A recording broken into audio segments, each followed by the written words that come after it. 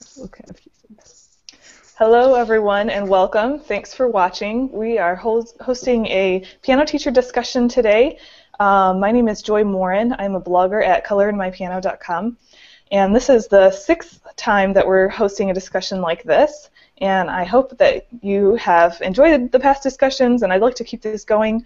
I suspect that many teachers are on vacation for their last chance before the school year starts. But I did manage to get a couple of teachers to volunteer today, especially Patti volunteered at the last minute. Thank you, Patti. So we have enough people to do a discussion again today. Our topic is going to be conducting the piano lesson. It's going to be a very practical, hands-on look at exactly what we do during the piano lesson time. And like I mentioned, I have a piano teacher, Patti, here, and my colleague Loretta as well. I'd like to have them introduce themselves to you a moment. Patti, would you go first? Hi, my name is Patti Kolk, and I live in the Cleveland, Ohio area. I've been teaching since I was a teenager, and I've had anywhere from having my own studio to teaching in a music school to a music storefront where I rented a room, and also where I was, you didn't have to pay for studio, you were as an employee. So I've had many different experiences as a teacher, and I was also lucky enough to also do some work with Hal Leonard, and at that point I got to do some clinics and find out what teachers' needs and wants were in terms of pedagogy and materials. Thanks, Patti. And then Loretta, would you tell us about yourself? I'm Loretta Chetkovich. I teach in Lansing, Michigan, close to East Lansing, where MSU is. I run my private studio and as part of a collaborative with a bunch of studios. We rent a space out here, Dynamics Music School. And this is my fourth year doing that, so starting some new challenges with just being the fourth year, learning some things. But yeah, that's what I do. All right, thank you. Before we kind of start the discussion, I see we've got some viewers watching from YouTube. There's 4 people on right now, so thanks for watching. If you have questions at any point while we're talking, please feel free to submit those questions to us. You can do that by pushing the Q&A button on the video player and to just typing in your question there, and we will see those questions. I see Mario O'Hara just put a comment in, just saying hi, and he's excited to participate, it looks like. And we have one other question that was here when we got started here. This is from somebody who looks like they're just getting started with teaching piano lessons. So she's just asking for general good advice for good teaching skills and where to begin. So I hope our chat today will give her a bunch of ideas, hopefully, about how the piano lesson gets conducted and that sort of thing. So to get things started, let's talk first about evaluating the students playing. I think that's one of the first steps that we do as a teacher. We have the student come in the door, we sit them on the bench, get them all set up to play, hopefully adjust that bench and everything, and we listen to them play. We work down through the assignment sheet probably, and we'll talk about the assignment sheet later. But I want to talk about how, as we're listening to the student, what are we listening for? What are we evaluating? What are our priorities, especially like maybe at first with a new piece? What are we listening for? And then maybe your priorities change over time. What are you listening for? What do you want the student to be accomplishing? That's my question. Maybe either of you can go ahead and jump in and tell me what you think about that. I'll go first. One of the things that I've enjoyed trying with young students, say ages 5 to 8 probably, when we do get that new piece, or if they are a transfer student and they have prepared a piece and you're like, uh-oh, I'm not so sure, what can we do to fix it? And so some of the little tools that I keep near the piano include the small bracelets that you can buy. Some of them might have been like for Lance's Armstrong, Live Strong. There's things you can get at Party Center. And what we do is, if there is a measure or a phrase that's having difficulty, I'll take one of the bracelets and I'll say to the student, you know, in this phrase, let's put the bracelet down on top of it. So it's like circling, but without the pen. And, you know, can you find another area in the music that's the same as this? Or can we find maybe the motif has changed? You know, you've changed, you know, in the B section. So we use that even on a one-page piece, and we'll go through and maybe I might have a little bauble, a little jewel from a fish tank or something like that, and I'll use that as well to say, okay, where, you know, is another spot, just so that they're starting to look at the piece. And we can do this. Obviously, you need to have it flat in order to place the manipulative on top of it. And so I kind of use that as a, you know, the child has played. You know, I want to start working on it. I'll say, come on, let's get off the bench, you know, or I might I'll say scoot over, and I'll put their music on the bench, and we'll use those things. Those little erasers are great, that are the animals. And then I'll say, now let's put this back up, and can you play, you know, this phrase for me again? And it's just interesting because it takes their concentration away from being nervous about playing the piece or sight reading, and then the concentration away from on the bench, and then being able to bring it back up, and we've used something that's colorful, it's fun, and, you know, then we're able to go through, and if I'm still, you know, I know there can be improvement, then I'll move on to the next activity where you put 3 objects on one side of the fall board, and then you have to move it over, you know, for each repetitive time that you get it right. So those are some key things that I'd like to do. That's great. Those sound like really good activities to get the student to be thinking about how to break down the piece and see patterns and things like that. And it's a fun way, right? It's using right. Interactive. You can even use, like for ponytails, you've even been at the dollar store and they'll have ones, because especially if you have music, the font is smaller. You know, you're like, if I'm using a bracelet, even if it's for kids, it might be too large. So I forgot about that. My dollar store is my fun place to go and look at stuff and say, hey, what could I do with this? Yep, absolutely. Loretta, what do you have to add? What I look for, I guess the first thing I do with the student is kind of evaluate their mood for the day. Whether or not, when you get them at the end of the day, especially after school, they may not really be in a working mood. So if I have the student play their piece and I talk with them, and then I think about how much could get accomplished based on how they're feeling, or, you know, how much time we do have. And so, I mean, I first just look for improvement. If they got done the checklist, in their practice books, I always have a checklist of things to do, depending on, you know, their level. It could be as little as just 3 to improve, or or a much longer list. And then we just go through if they've improved at all, and then how they can improve more. And then the best moment is when they come and they play and it's actually music, and you can see that they've learned the piece, and I can sit back and enjoy listening to it. That's always my ultimate goal, is that I can actually enjoy what the student plays in their lesson. Yeah, my main thing with evaluating, I always evaluate first the mood of the student. That's a really good point. That yeah, there's always some welcoming words, I think, that we need to kind of greet the student somehow.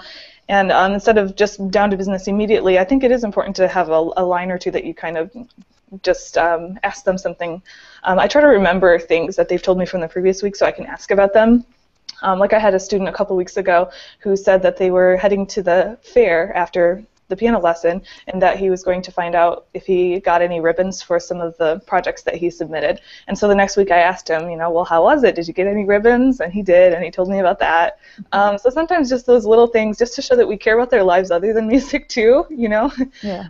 Just some of those things, and it kind of puts them at ease, and they're excited to share. Some kids really need that. So I think that's a really good point to raise, Loretta, and that does help us evaluate what their mood is and how focused are they for learning in the lesson. But those questions can help them become focused too. If they get that out of the way, they feel like they've had their time to kind of greet you and share something with you, then hopefully they're ready to focus, especially those younger students.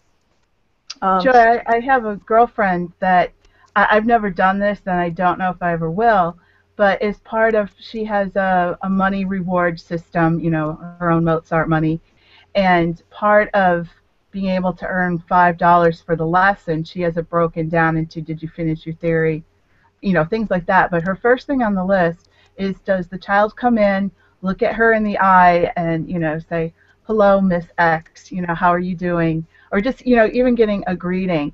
And a lot of her parents in her studio just think that's the best thing. You know, it like gives their child confidence. And if they come in and they're, I'm not going to say disruptive, but as Loretta was saying, you know, trying to gauge their mood and everything, they still want their child to be civil and, you know, have that eye-to-eye contact. So she's only had a few times when there's been a child that didn't do that, and it was grandma that brought them. Later that day, mom found out, and the little girl, ended up coming back and apologizing, and she'd been perfect ever since then. So again, it's just something different. I don't know if I could do it, but like I said, in her studio, she has over 50 students and teaching, you know, 30 years, and that's always been something that she's had, you know, set up, and the parents really like it. So anyway. That's really neat. Yeah, I think it's we have such a unique position as a piano teacher because we're adults and we're dealing with a child, but it's one-on-one time, and students don't have many other situations in their lives that are like that, and so we can do things like that and teach them how do you address an adult one-on-one. You know, I think that is great. Yeah, that's really neat. I guess when I listen to especially a beginner student, I think, play for me the first week on a new piece that they're working on, the things I listen for when I'm kind of evaluating how they play is, first of all, just accuracy, just basic stuff. Like, are they playing the right notes and are they playing the rhythms right? And for me, rhythm is always number one. We can correct notes as needed, but I want that rhythm right away. And then with time, like Loretta was saying, you know, we want to get students to the point where we can enjoy what they're playing because they're playing it really well, they're playing it musically, and they're communicating. So it's always about getting beyond the notes. Having accuracy in the right notes and rhythms, that's kind of a byproduct. It's not really the goal. The goal is to make music. And that happens by playing really well, playing with phrasing and playing with the dynamics and expression and all those extras that come along with it. So I think that's the first thing. And then once we've kind of listened and we've kind of summed up in our minds where's the student at with this piece, then we have to kind of decide how do we communicate to the student. How do we tell them, you know, give them some helpful feedback on what they're doing well and what they're not doing as well without making them feel bad about how they've done or make it feel like we're being overly critical. Do you guys have anything to share about that idea of making the student feel good about what they've done, but yet showing them what they need to do still? Is there good wording that you use or some way that you set that up? Yeah, just to jump in, what I've learned about students is they know themselves how they really did. So if you have this habit of always telling them, oh, great job, even when, you know, there could be a lot of improvement, students over a couple of lessons you've given them the skills to evaluate themselves, and they know when you're not being honest with them. So, and students respect when you're honest, I've learned, but being honest in a kind way. So if a student comes and it's not played well, even by, you know, their own standards, you know, we talk about that. I say, you know, I can see you worked on this, but, you know, what could you have done better? Or how do you think it went? Or things like that to help them just think for themselves how to improve it themselves. So I honestly try to get an idea of how the student thought it went first. And then with the early lessons, you kind of are teaching the student how to evaluate themselves and how they know if they had a steady rhythm, how to know if they played you know, with the right legato and these things. And students over time, there are some student personalities who can't handle being told, you know, this, you know, you can improve this. Some students don't like that and they react very negatively. But I've learned over time that even the ones that do react negatively to being told, you know, you could have done a better job on this, over time, they actually start appreciating that, and they really value when they've really nailed something. They value that a lot more. And of course, always going for achievable goals. I mean, I don't want a student to come in and just because they played everything else well, but they messed up some dotted rhythm, I'm not going to criticize the dotted rhythm first. I'm going to comment on how well they did their tone, or how well they did their legato, and how well their phrasing was, before I launch into that they messed up the dotted rhythm, things like that.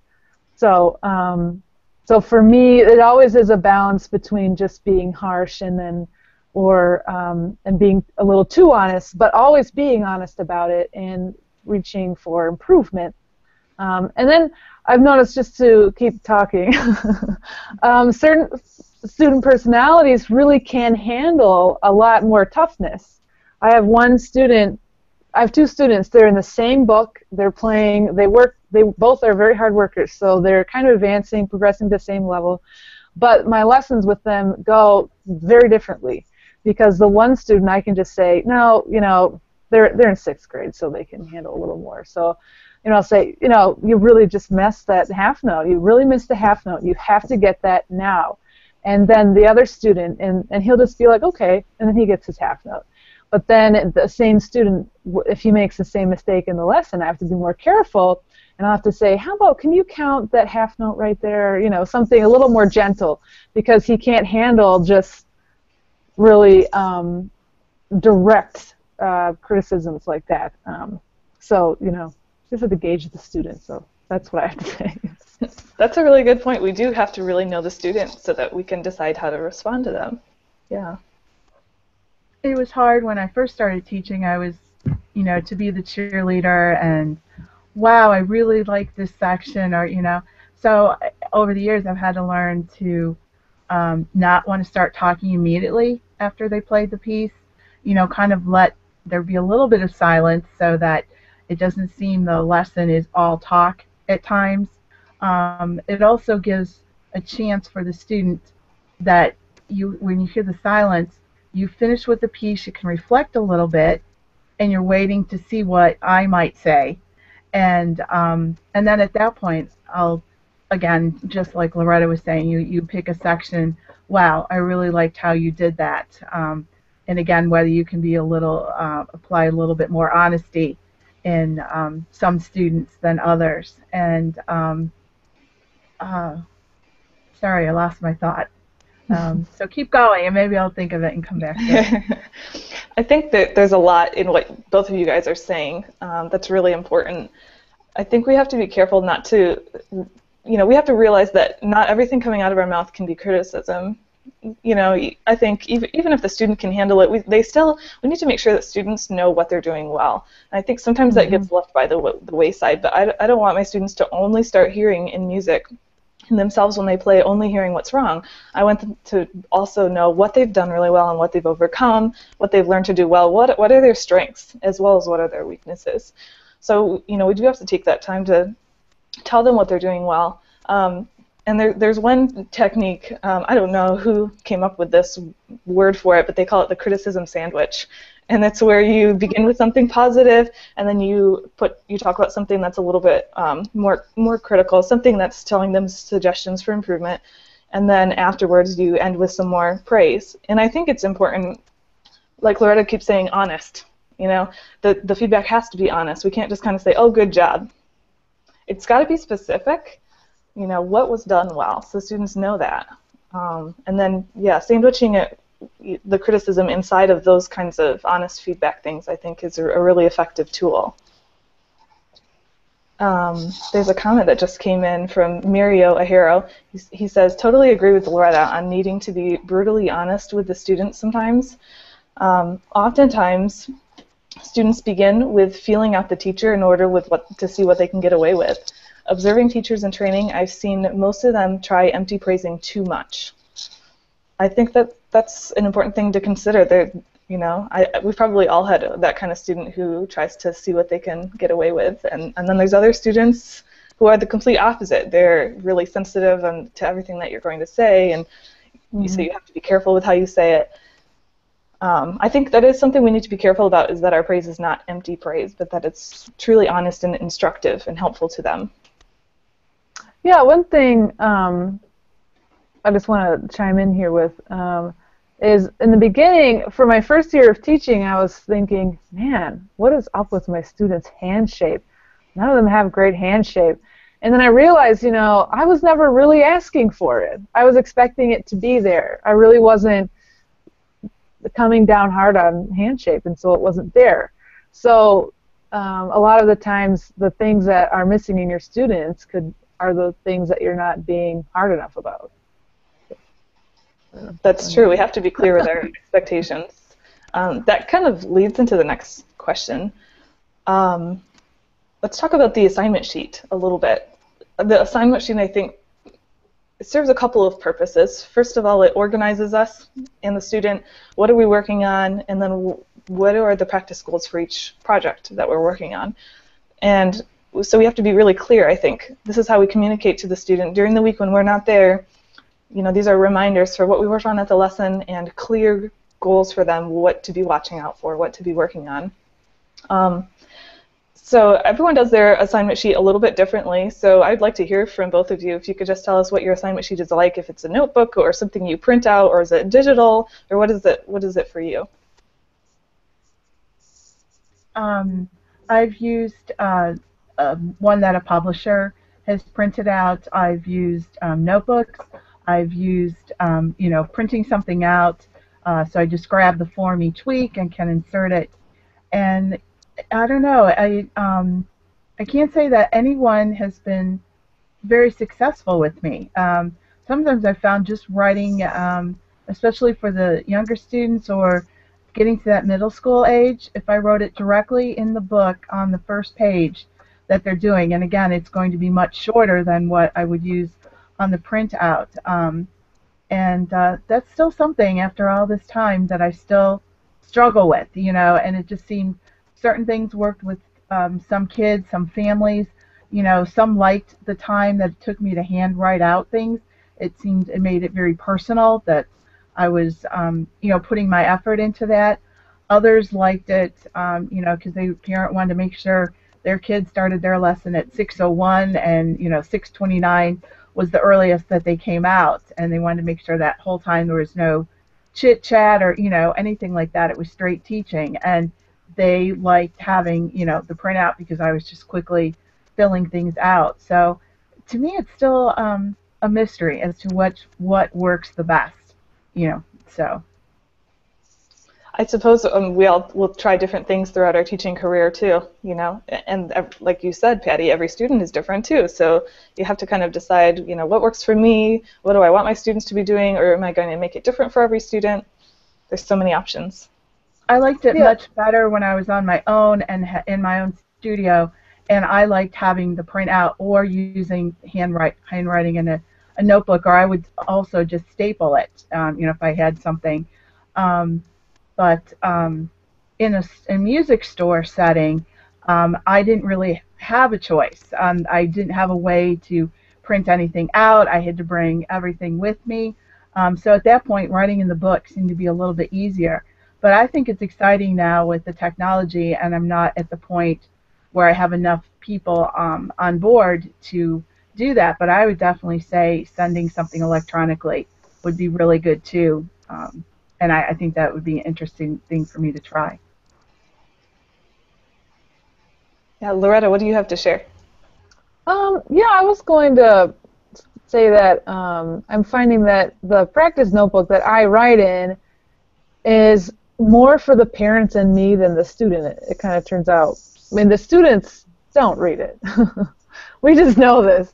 But the person who does read it is the parent. So if you're blessed with the parents that really pay attention to what's going on in the lessons, they will use that as a way to guide practice at home. So I make a lot of notes to parents now in my less practicing notebooks, just explaining more things, going into more detail for the parent to help the student practice. And what I do with students is I just have sticky notes that I just stick right onto the page, so they can't miss it. And things that different words and vocabulary words and exact practicing guidelines. Like my goals for the piece, I stick on a sticky note and stick that to the piece. And then if I put it right in the middle of the piece too, then they have to move it to practice it. So I do know that they're looking at it. That's great. I have a friend I was talking with last night actually, who he has a tablet that he brings to lessons, and he uses Evernote, and he goes through the lesson and types in the Evernote a note on every student, and that's not even for his students, it's just for him. And he keeps it, and if he wants to, he can email it to parents, but what he does is just keeps a file. He works at a community music school where every year he has to write an end-of-the-year evaluation of the student, and he uses his own personal notes on each student over the weeks to write those evaluations. And I thought that was a really great idea. So I'm going to hopefully try to experiment. It's just technology and I just don't go together. Technological just doesn't happen for me. So I usually just do hard copy everything. I'm a kind of a techno geek or whatever. Yeah. I kind of like all the technology, but oddly enough, with assignment sheets, I have not gone digital with it yet. I don't think it's quite where I want it to be yet for it to work well. My perfect idea of a digital assignment sheet would be some kind of way that it could get sent to both a student and a parent. But it would be really easy, because I just worry about if I emailed an assignment or something, then what would happen if, if this is like a 5-year-old student, are they going to be able to see that, when they sit down to practice? I don't know how well that would work, but of course with my junior high students or high school students who have their own phones, then yes, they could pull it up themselves on their iPhone or iPad or whatever. But that's a whole other issue too, is, some of them have smartphones that are Android and some of them are iPhones, and so it's, I don't know, there's too much to it, that too complicated yet. So I'm still doing just a plain old notebook. I like having a journal size notebook, nothing too large. And like Loretta said, it's mostly for me. I need that notebook to help lead the lesson, and it kind of jogs my memory too on what we're doing. So there's some markings that I make directly in the score for the student to see, and I love using colored pens or colored pencils or colorful highlighters and things like that. Sometimes I stick that pen or pencil in the student's hand and make them mark it, write themselves some kind of a note. And some students really need those practice goals written right on the page where they're going to see it when they play the piece. But I still always have my assignment sheet going, mostly for me. Although I will say, I got an adult student recently who's been taking lessons for about 10 years, and he's had a couple other teachers in the past.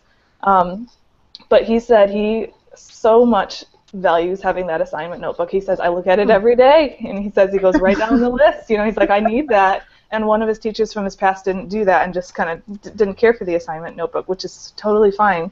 But he said that was one of his questions when he first came to my studio for an interview lesson. He asked if I did an assignment notebook, and I said yes. And that was a plus for him. I just thought that was so interesting. So every student is so different. It's interesting.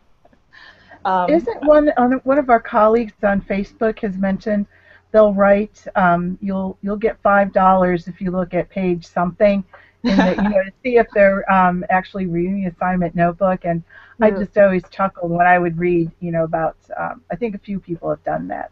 Yeah. Hopefully not $5 real, right? But like the incentive program money. No, I don't. Yeah, I don't remember. It was okay. More than $1. So. Yeah. Okay. Yeah. We have a comment that just came in from Kathy Merwin. She says, I have one student who benefits greatly from writing her own assignment on the sheet that I've printed out. And yes, it takes more time, but he definitely owns the work for the week. And this is an elementary age student. So there's another example for you. Some students really, really benefit from having that assignment sheet written out for them. Let's see. Yeah, okay. So that's the assignment sheet. I'm curious, do either of you have students record their practice time, or do you prefer not to have them record it? You mean on like a video camera? Oh no, I mean like just logging their practice time. Sorry. Oh, I have them log it. In theory, they're supposed to. I'll either have them the younger ones make a mark for every time they practice their piece, and they're supposed to have, if they get a certain amount every week, they get something towards their goal of the practicing price. And the older ones, they're supposed to make a practicing mark for every 10 minutes they work that they're practicing. But I try to, have them record all their practice whenever they can. How about you, Patti?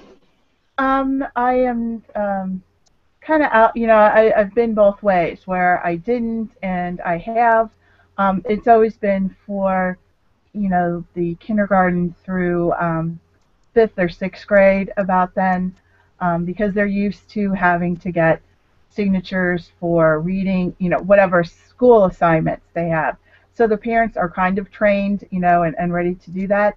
But I've also had, the parents that are too busy, involved in so many other things. And so a few of the students, it's backfired because they're afraid to come to lesson or apprehensive because they didn't get that parent signature that they did do their practicing. So I guess I go more on what are the results are we getting? Are we seeing things, week after week, or has there, if there's a slump, trying to figure out just from what they've told us at the beginning of the lesson, this is going on in my life sort of thing. And then if I notice a real problem, then I have, yes, indeed, said, come on, let's set up. Let's see how much, you're practicing, what time of the day, and, even just checking off, if we've determined before leaving for school, right after breakfast works great, or, I do it around dinner time prep. I'll put that in the notebook and have them check off that they have worked those different times of the day when we've discussed, this is the best time, just even if you sit down for 10 minutes and play, each of your pieces 5 times through, or, whatever the amount it's come up to be. So I've been both ways. Yeah, I tend to do the same thing, kind of base it on their progress, and I will ask for more specifics about what their practicing looks like if I feel like it's needed. But otherwise, just me, I tend to just leave it up to them, and as long as there's progress seeming to be happening, then I'm happy. But I know there's a lot of teachers who do incentive programs, that's a whole other topic, which already has kind of come up a couple of times here. But a lot of incentive programs are based on the amount of practice time. Do either of you have some kind of incentive program that you're using right now? Mine is, it's a little bit loose. I mean, I use it as a tool for me. So based on the student's age and level, they have to do more requirements. But yeah, I mean, I have, right now, students have to earn 3 practicing marks, which is basically 3 weeks of really great practice. And then they can earn a little prize from the prize box if that's what they want. So I go with that. And then if they're older or if they practice a lot, I actually just keep on adding how much work they have to do to earn 1 practicing mark. So I kind of tailor it to each student. It's not the same for every student. So yeah, it's really basic. I learned it from you, Joy. I like that, how you've made it customized for each student, because we have very different goals for every student, and then those goals kind of change over time. Maybe this student really needs focus on improving their rhythm, so that can be their focus in some way. Have them count out loud on this piece, or tap the rhythm on this piece, or whatever. That's a neat idea. And you just have like a prize box then that you kind of maintain? Yeah. Cool. Patti, how about you? In the past, I currently don't have one, but I set up for a charity because at that point we were big into Party Cat and I can't think of the dog, My Dog Spike from Hal Leonard, and so they knew that I was involved with the animal shelter, and so I got a great big plastic jug that businesses would use when they have a water cooler type of thing. And I had parents who donated pocket change. And so then, similar to my girlfriend that I described earlier, where there was a set, from a greeting, on through, there were certain things you did through the lesson. Whatever you remembered to do or how well you did, would determine whether you could put pennies or a nickel or, even a quarter into the jug. And so from September through May, the kids were involved with, filling up this jug. And I don't remember how many gallons, but it was real big. And I think it turned out to be like 200 and some dollars in change that we got in May. And some of the kids went with me, and we took that up to the animal shelter. Or I said, I'm going to take it to the bank. And then, we just took dollar bills up. But they were so proud because that was something, all kids love animals. They took ownership of, making sure they got to practice. And who would think that putting money into a big jar would be a big deal?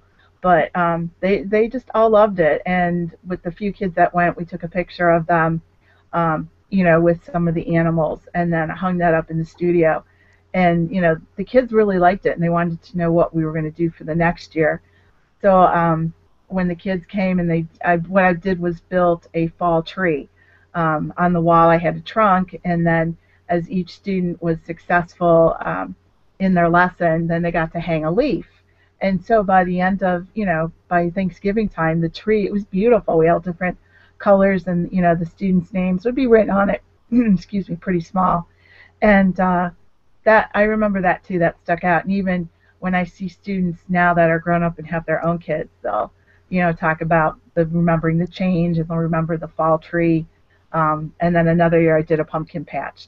So at the end, it was, there wasn't a prize box, but I did have something like a coupon for some, like to get a dollar shake at Wendy's, or, something like that. So that's neat that your students remembered that so much later. It's those kinds of things. I like the animal shelter idea is neat because it gets students involved in something bigger than themselves, and it doesn't really feel like like, yeah, it's really neat. I've never tried anything like that. My incentive program that I've done is pretty basic. Some teachers are so creative with this, and I admire that so much. I don't know. I'm creative in some ways and not in others. I guess like we all are.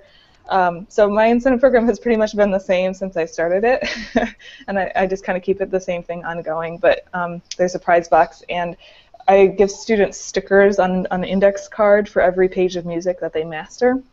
So when they finish a piece, it might be a 3-page piece or it might be a 1-page piece, they get a sticker for that on their card for each of those pages. They also get a sticker for each page of theory that they complete.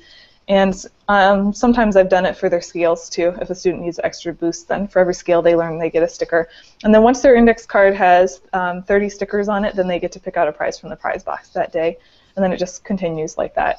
I think this kind of leads to an important discussion about motivation.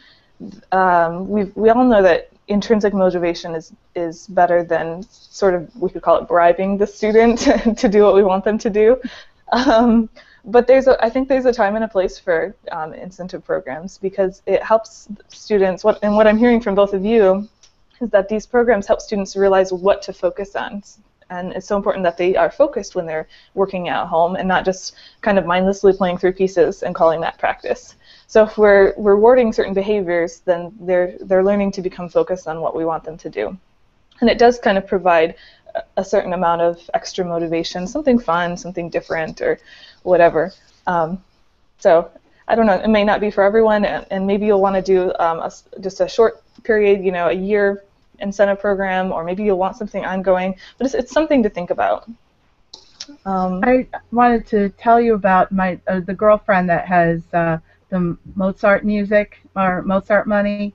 I finally convinced her. I said she has a large studio, 50 to 60 students, and she wanted to do some built-in vacation. I said, hey, I can tell you that from my Facebook friends, how you do this. And so she set up 3 group classes, and got it so that there were no lessons that week. It was just that group party, and again, it was divided into age appropriate, level appropriate.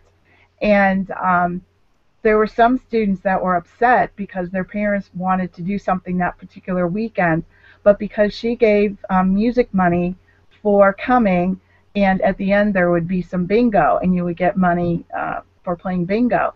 And she's like, I can't believe that there were a few parents that were like, my child was so upset and we really wanted to go do this activity, but the parent decided not to go. And so, the student was able to come to the group lesson, and then they told a few of their friends when they didn't come. We got music money, but we really had a lot of fun. And so it's just kind of interesting how some music money helped the teacher to get some vacation time, to have students who are motivated to come, and they tell their parents when they're disappointed that they can't come. So I can't say the money is the whole root of them, her success, but I just thought she was scared to do it, and I convinced her to do it this past school year, and she is all set and ready to go with 3 dates this coming 14-15 school year. So when it comes down to it, kids are kids, right? And there's right. some things that kids really like, we can make it be fun for them. And Jennifer Fox just submitted a comment. I know she's somebody who does a yearly incentive program, and so she says, yes, for me, incentive programs are all about accomplishing goals for the year. So there you have it. There's some other bloggers too that share their incentive programs. Let's see.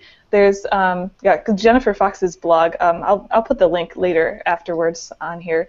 I think it's fpsresources.com, but I'll put the link in later. And then there's Natalie Wickham has shared a lot about some of her yearly incentive programs, and her blog is musicmattersblog.com.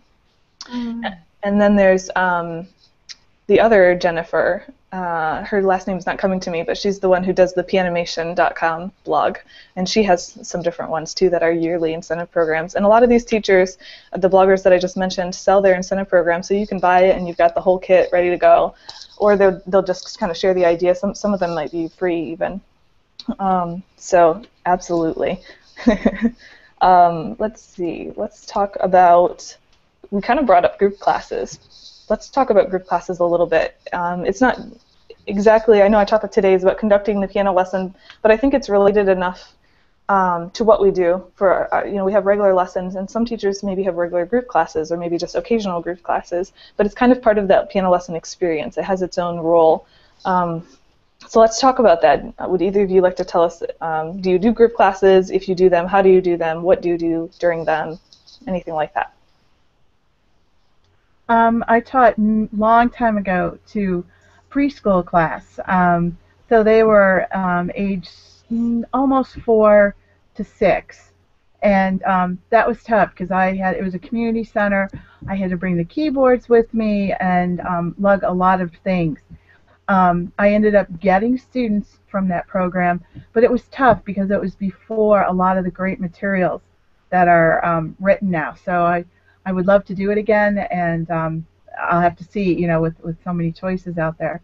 But what I've been doing with my girlfriend is that she will have about 5 to 8 students, and she'll divide those into 2 groups. Let me say that. She'll have 2 groups of students, a number of 5 to 8. And what she does is in her studio upstairs, the kids will play a piece, and then those in the audience have to, critique it. She has a little printout where if it's the young kids, if it's major or minor, they'll circle a happy face or not. Those sort of simple things. And then in the meanwhile, in her basement, myself and my son will play the games similar that you find on the websites that you were just talking about, Joy. And then at the end, everybody comes together and they play bingo. And I said, everybody does this. It's a lot of fun. And like I mentioned earlier, we've done 3 of them now together. I could not imagine doing it by myself because with having that number of kids, that energy, but it was great because some of them, the way we grouped it, they were more advanced, but because of their age, we kept them with the kids who are a little bit younger, but they loved being a teacher, and they loved, being able to help them figure that out without giving the answer.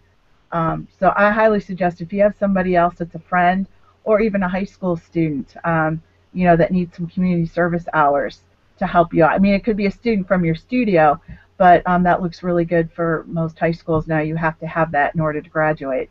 So they get a taste of what it's like to be a teacher or how you're going to have to break things down as an adult in a different job. And it was a lot of energy. For sure. That's great. Loretta. I have a monthly group class that I do every month. That's why it's monthly. And I just have it set every month out at the last Sunday of every month at 3 o'clock. And students come, and sometimes I have 2, sometimes I have 7. If it's 3 o'clock, last night of the month, I'm at my studio ready to do a group class. And mostly it's performance. Students, we always play for each other. I play for them. We discuss the playing. I throw in music history and listening activities, and depending on what time of the year it is, it'll be more theory heavy. If they're about to do some testing that involves theory, I try to get them in, and we do a lot of theory. But group classes, performance classes, basically, open lessons, master classes, I think, are just so valuable for students. And I've had students who, like the young ones, if you get a young student who hates playing at the lesson, like a 5-year-old who just hates playing, but in the group class he came to, he was volunteering to play everything he possibly could and could not play. The lesson. I was really happy that we kind of broke the ice with him and his hatred of playing, because he actually does like to play. He just apparently doesn't like to play in the lesson. So I learned that about him. I've taught like pre-piano classes, and my problem with that one was the students liked the group class so much that it was hard for them to transition to the private lesson, which in comparison was so boring, apparently.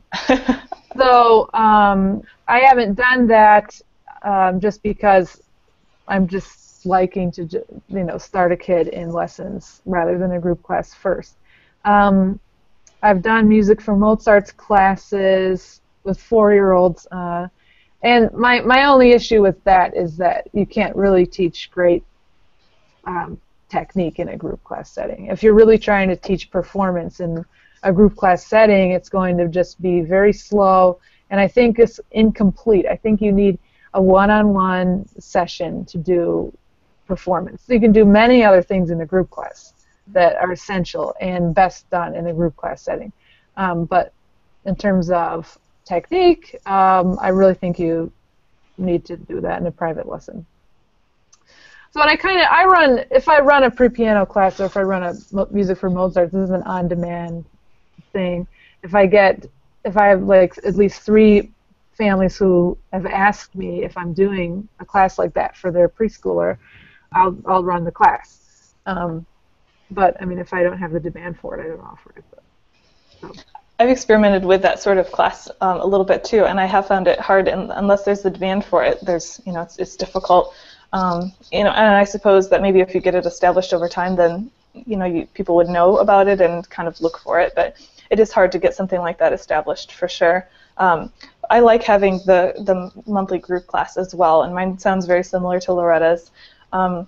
I like to have the students play for each other, maybe not every time, but at least maybe every other month they're playing some kind of piece for each other, and it can be incomplete. It doesn't have to be a perfect performance. It can be just a piece that they're working on that they really like or whatever, and we do spend a lot of time having them kind of critique each other, listening for certain things, and usually I'll lead that and I'll say, could you hear any dynamics? Could you hear that? And students need that feedback.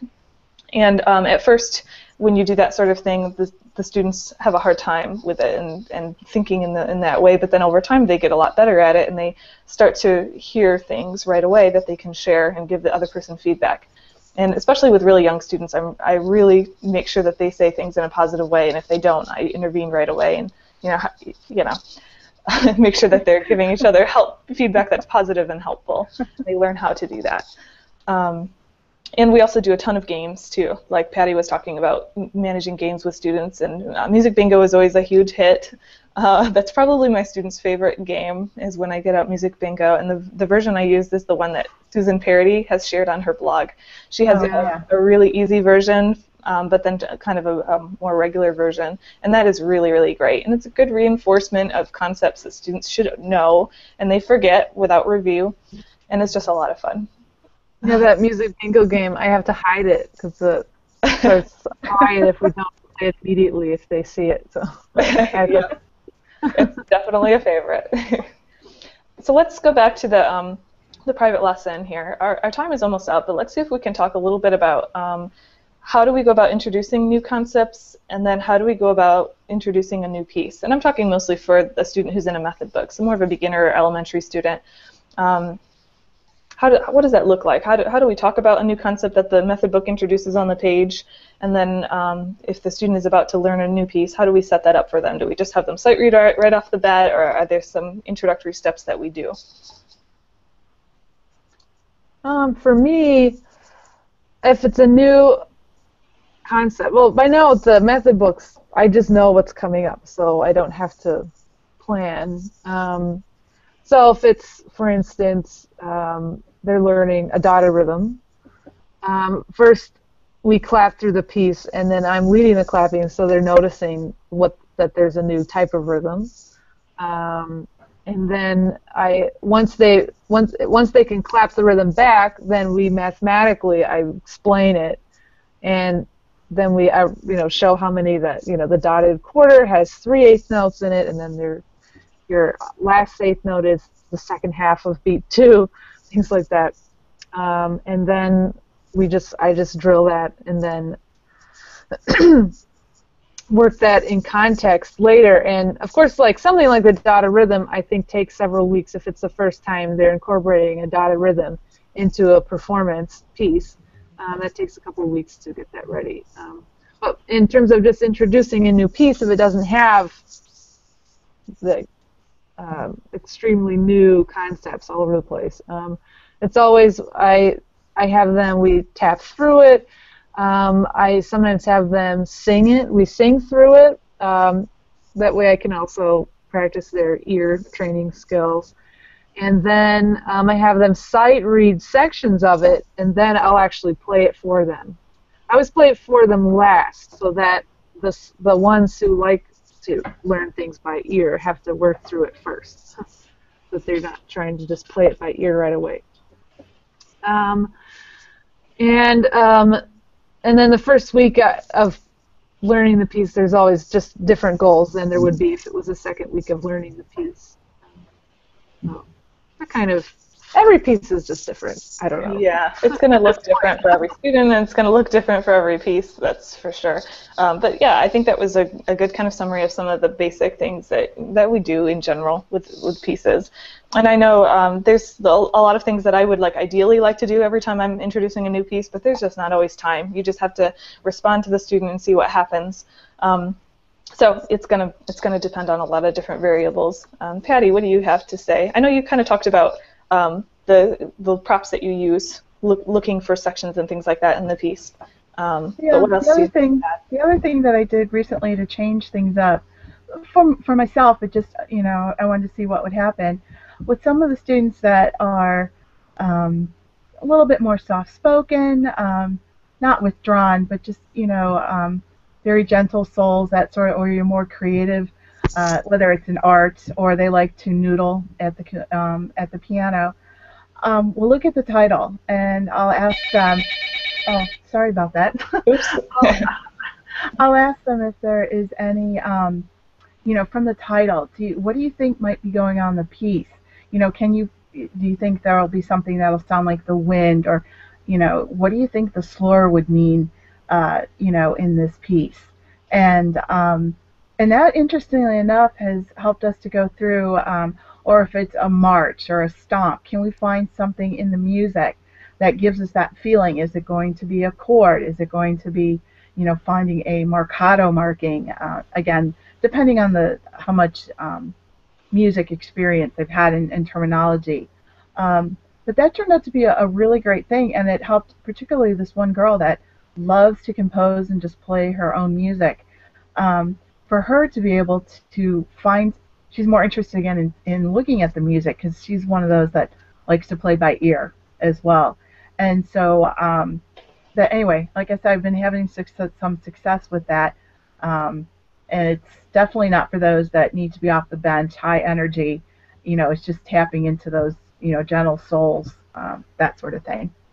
that kind of ties into the sense of musicality that we talked about earlier, that we want students to get beyond just playing the notes and rhythms correct, but we want them to be making music. And so that's really a great point related with that. Right off the bat, the students are thinking, what is this going to sound like in the end? Because we're looking at what the title is and what the mood is, and that there's staccatos versus slurs or whatever. And I think that's related to another important concept, that we want students to take the time to just scan the piece and look at it and think about what they're going to do before they do it. Because I think that's something that we automatically do. We're trained musicians. We've had a lot of experience, you know. But when we look at a brand new piece of music, we're looking it over. We read the title. We look at the tempo marking. We see the time signature. What key are we going to be in? All those kinds of things. We scan for how long it is. Are there any repeats or anything like that to watch out for? Does it look like there's an ABA section? And I kind of realized the same thing, Patti. I realized that these things that I automatically do, my students do not automatically do. I have to teach them how to do that, you know? And so having a lot of those questions, like, you know, sometimes we'll get done. Students will just have passed a piece that's more energetic and lively, and the next piece is, you know, I'm noticing that it's more smooth and softer and flowing and quiet and things.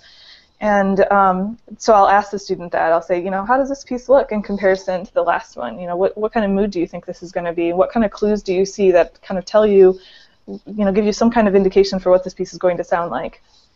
And yeah, just asking them, how many beats per measure are we going to have for this piece, to make sure that they actually look at the time signature. As soon as we're getting into key signatures, you know, I'm asking students, what key are we in? So that means you're going to have an F sharp or whatever. All those kinds of leading questions are really helpful. And you know, there's that saying, take time to save time. It takes a lot of time to ask those kinds of questions, but it kind of saves time in the long run, because then we're not fighting the student to get the F sharps throughout the piece if they've already thought about it from the beginning. Or we're not fighting to slow them down on a piece that's supposed to be flowing and nice, and, you know, if the student really didn't realize or think about what the tempo should be, they didn't think about setting it appropriately.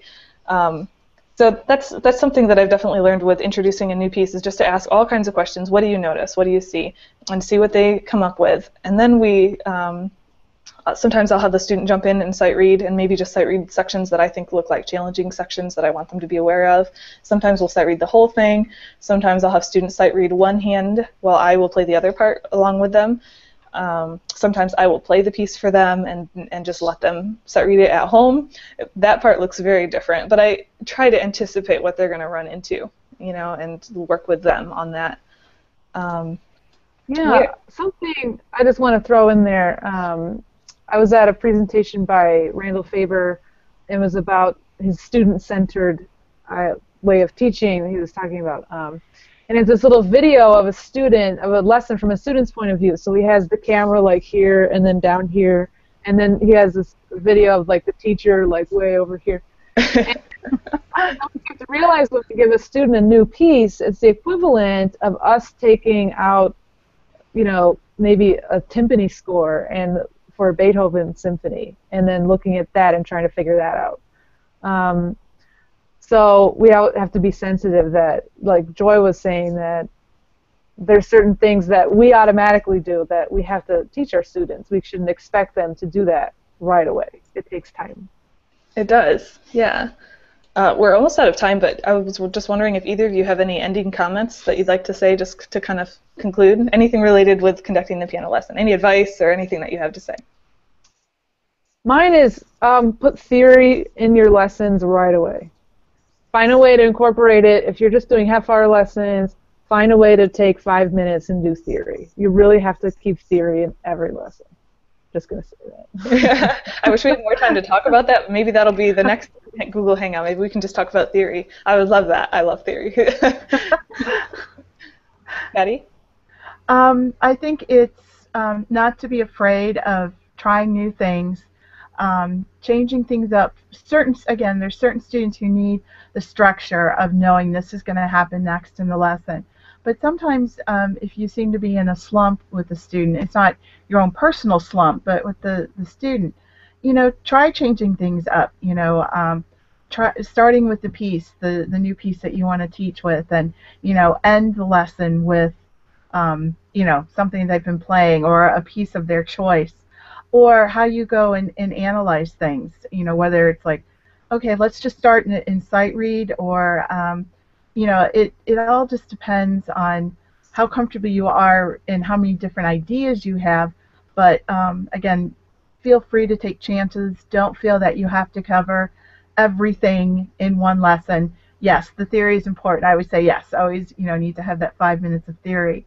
But sometimes I think as a younger teacher, I felt the need to cram in so many things, and it's like, maybe that student just needs this extra time. What if it takes us 15 minutes on looking at the new piece?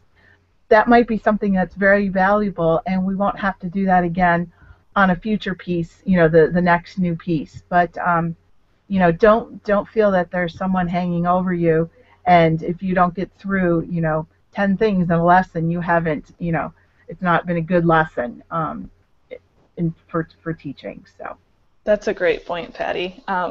Yeah, absolutely. Oh, I think teachers are great because we're so interested in education, and we all learn ourselves still all the time, and that's great. I love changing things up. That's really great advice. Our time is up for today. I want to thank Loretta and Patti especially for being willing to be in the video chat and be broadcast live on the internet. I really appreciate it. I hope to continue doing more of these. I probably won't keep up the pace of doing them every week, but I think during the school year I'd like to do at least once a month, maybe twice a month. But I'm really interested in having just everyday ordinary teachers like you and me participate in things like this and just have open discussions about different topics. So please, feel free to watch for future discussions like this, and please consider being in the video chat. I would love to have any of you join sometime. So you can watch the Color in My Piano Facebook page for announcements for future Hangouts, and I hope to see you more in the future. So thanks for watching. Bye-bye. Thanks, Joy. bye.